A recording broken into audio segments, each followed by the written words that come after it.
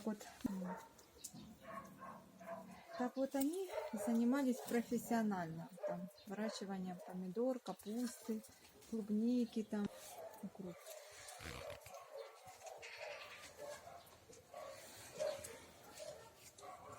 Вот эти два подтянулись, прям хорошие такие помидорки.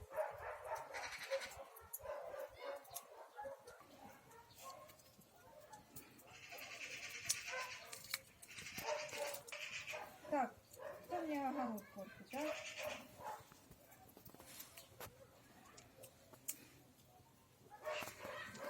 Ну ты посмотри, какой хороший.